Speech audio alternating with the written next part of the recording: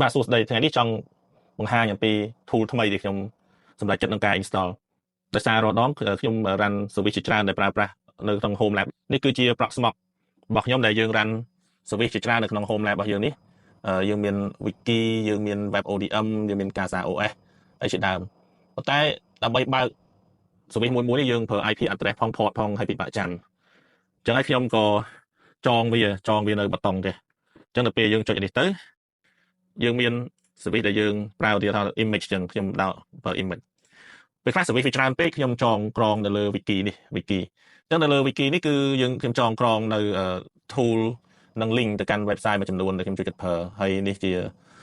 អីខ្លះនិយាយខ្ញុំចងក្រងបាទតែថ្ងៃនេះដាច់ចិត្ត install service ថ្មីមួយឈ្មោះ Handle បាទវាស្អាតនេះ Handle បើសិនជាមើលនៅក្នុង dashboard របស់ Handle នេះគឺយើងអាចបង្កើតនៅ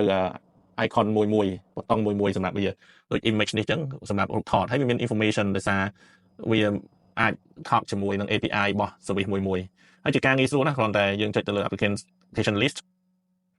គឺយើងអាច add សេវាប្រមាណទៅដោយនេះ IP address នៅក្នុង local របស់ខ្ញុំអញ្ចឹងHandle នឹងក្លាយទៅជា tool មួយដ៏ងាយស្រួលសម្រាប់ខ្ញុំប្រើឥឡូវនេះបានចងក្រងទៀតនេះចងក្រងបតុនហើយទៀតត្រូវការ call Handle ចុចមកមានសេវាទាំងអស់ចឹងតាមបតុងគឺគ្រប់គ្រាន់ហ្នឹងហើយបាទនេះគឺជា tool ថ្មីដែលខ្ញុំទុំតែសម្រាប់ចិត្តលេងសាក